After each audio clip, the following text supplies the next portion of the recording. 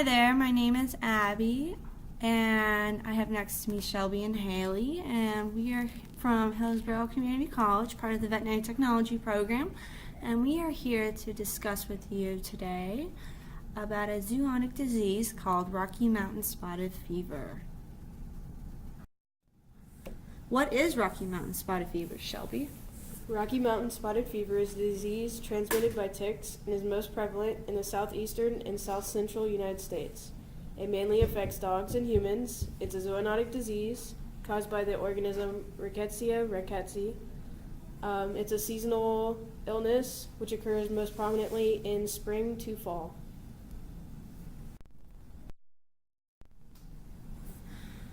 Here we are. We're going to give you a little background information on this tick. This tick originated from the Rocky Mountain area near Idaho. The brown dog tick is the main source for spreading of the disease. Now some of you are probably wondering, well, why should we care about this disease if it's mainly located in the Rocky Mountain area? Well, actually, it may have originated from the Rocky Mountain area, but only about 3% of the cases are in the Rocky Mountain area. And due to traveling, it has spread from the Rocky Mountain area to the East Coast. Okay, we found a little map here that shows cases found in the United States of Rocky Mountain Spotted Fever. It was last reported in 2010, so this map is a little out to date. But the key shows that the cases that have been reported are reported by the millions. As I said before, this disease originated from the Rocky Mountain areas of Idaho. As you can see, though, in the red down here in our key, it's most prominent in Oklahoma, Missouri, Arkansas, Tennessee, and North Carolina. And the cases that have been found there are from 19 to 63 million cases. Wow, that's a lot of people that have been infected with this disease.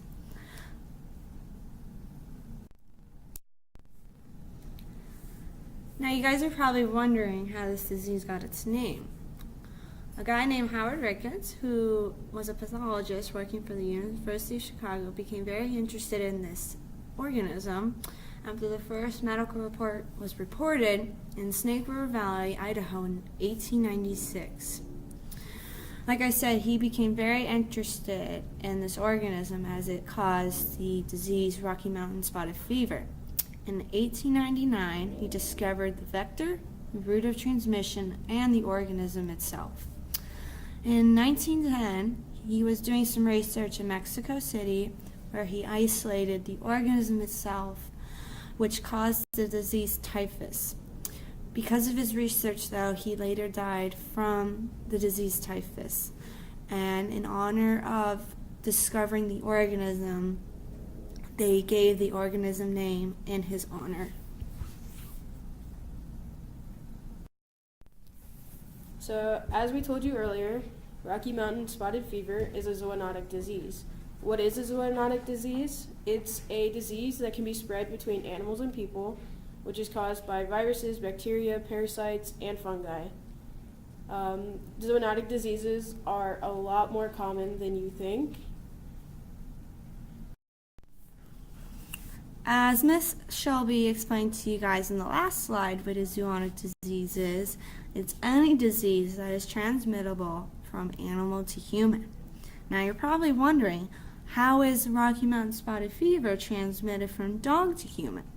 It's actually not as complicated as you may think. Here's a little scenario. A dog goes outside and comes in contact with some bushes. That bush might contain the brown dog tick, and the brown dog tick attaches to the dog. The tick needs to be attached, though, to that dog for at least 6 to 10 hours for the organism Rickettsia to be transmitted. As the dog comes back inside, the owner sees a tick on its dog and tries to remove it. While removing the tick, the owner comes into contact with the tick's fluids and tissues. Bam! Now both the animal and human are infected. Now, a lot of zoonotic diseases can be transmittable from human to human. Ours by chance though is not transmittable from human to human. So some symptoms of Rocky Mountain spotted fever in dogs include anorexia, bloody stool, pain in the eyes, inflammation, etc. These symptoms may not present until 2 to 14 days after being bit by the tick. Now the symptoms for Rocky Mountain spotted fever in humans is a little bit more complicated than in dogs, because as you can see, it has the same symptoms as someone with the flu. High fever, chills, severe headache, muscle aches, etc. That's why though this disease is actually been described as the quote-unquote the great imitator, because it mimics other infections. But the biggest symptom that Rocky Mountain spotted fever shows is that it has a rash that is most common in like places of the hands and feet. Fun fact though, the rash is caused by the disease going through the blood vessels, and it's actually breaking open the blood vessels, which is why it causes a rash, because that's actually blood seeping through its blood vessels. Now, some of the severe symptoms if this disease is not treated is kidney failure, inflammation of the heart, brain, and lungs, and all these symptoms all together can cause death.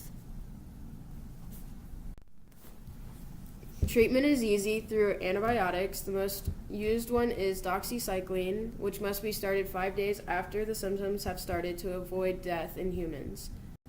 With dogs, it's pretty much the same. It's doxycycline also. Here are little pointers as to prevent the disease to be spread to your animals. Now, as I gave you in the scenario before, that the dog got into contact with some bushes. You can trim back your bushes so that the ticks can't house themselves in the bushes, as well as clipping grass, remove leaf litter.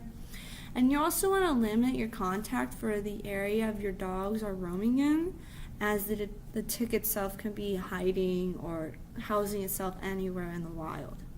Another big one for your prevention of the disease for your animal is flea and tick prevention. Some examples are Multi-Advantage, NexGard, etc. Now, prevention for humans is quite as simple as well. Wear some bug spray. You want to wear lightly colored clothes so that you can easily find the tick if one jumps on you. And you also want to tuck your socks into your jeans so that in case the tick does jump on your leg, it doesn't crawl under your clothes and bite your skin. So this is the life cycle of the tick infected with Rickettsia organism. So an adult tick lays eggs. The eggs then develop into larvae, which then feed onto an already infected rodent. And then they would detach and they turn into nymphs, which then transition into the adult tick, which then bite the dog, which then can be transmitted to humans, or they just bite the human directly. This here is a picture of what a brown dog tick looks like. As you can see, it's the color brown, and as I said before, in the prevention of the disease, for humans to wear lightly colored clothes is because the tick can easily blend in with darker colors versus lighter colors like yellow and orange and light blue, etc. Here is also a picture of what the tick would look like if it is attached to your animal. As you can see, it might be a little hard to see on your animal if your dog is darkly colored, such as brown or black. Thankfully, this dog is a little white underneath so that you can visibly see the tick. If you'd like to learn more about the brown dog tick, the organism Rickettsia, or the disease itself, Rocky Mountain spotted fever, please visit one of the following websites.